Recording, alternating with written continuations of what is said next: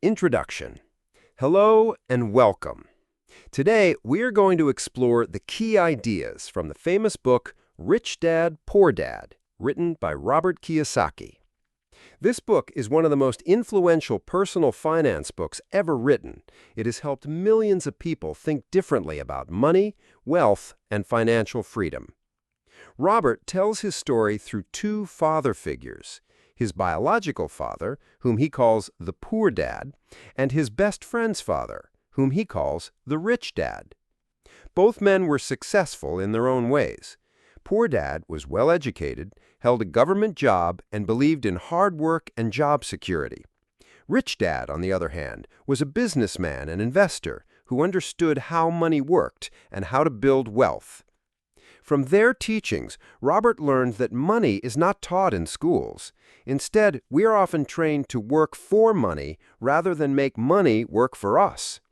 This book is not just about making money. It is about developing the right mindset, habits, and financial intelligence to achieve financial freedom.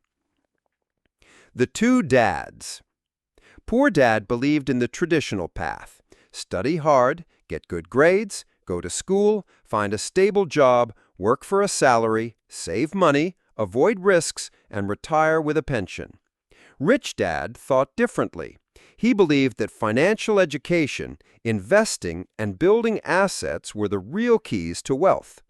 He taught Robert that the poor and middle class work for money, but the rich make money work for them. The main difference between the two dads was not how much money they had, but how they thought about money. The 6 lessons of Rich Dad. The rich don't work for money. Most people spend their lives working for money, but the rich make money work for them. Rich Dad explained that fear and desire control most people. The fear of not having enough money pushes them to work hard, and the desire to buy nice things pushes them to spend. This cycle keeps them trapped in the rat race. Instead of working only for a salary, we should look for opportunities to build businesses, investments, and assets that generate income. Why teach financial literacy? It's not how much money you make, but how much money you keep. Many people earn high incomes, but still live paycheck to paycheck because they don't know how to manage money. Financial literacy means understanding the difference between an asset and a liability. Assets put money in your pocket. Examples: investments, real estate, businesses. Liabilities take money out of your pocket. Examples: loans, credit card debt, expensive cars that lose value. To become rich, you must focus on buying assets and reducing liabilities. Mind your own business. Don't spend all your time building someone else's business. Instead, work on building your own. Many people dedicate their lives to their employer's success, but never build something for themselves. Rich Dad taught Robert to invest in assets, side businesses, and opportunities that create wealth even outside his job.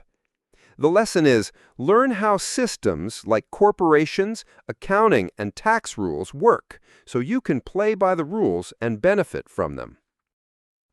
The rich invent money. Opportunities are everywhere, but only the financially educated see them. Rich people don't wait for money to come to them. They create opportunities through investments, business deals, and innovative thinking. Robert explains that risks are not the problem. It's the lack of knowledge that makes things risky. With proper education and creativity, anyone can invent money. Work to learn. Don't work for money. Instead of only working for a paycheck, work to gain skills. Skills in sales, communication, marketing, investing, and management will open more doors than a salary alone. Robert himself worked in different jobs not for the income, but for the experience. For example, he learned sales by working at Xerox before starting his own businesses. The lesson is, every job should teach you something that adds to your financial intelligence. Additional lessons. Beyond these 6 main lessons, the book also talks about overcoming obstacles such as fear, laziness, bad habits, and arrogance. Taking action because knowledge alone is not enough. The importance of giving. When you give knowledge or resources, you open the door to receiving more. Application and final takeaways. To summarize, here are the key takeaways from Rich Dad, Poor Dad. Don't work only for money, learn how to make money work for you. Focus on building and buying assets, not liabilities. Invest in your financial education, it is your greatest wealth. Use systems like corporations, investments, and tax laws wisely. Create opportunities instead of waiting for them. Work to gain skills, not just paychecks. The book encourages us to change our mindset from employee thinking to entrepreneur and investor thinking. Financial freedom comes when your passive income from assets exceeds your expenses, allowing you to live without depending on a paycheck.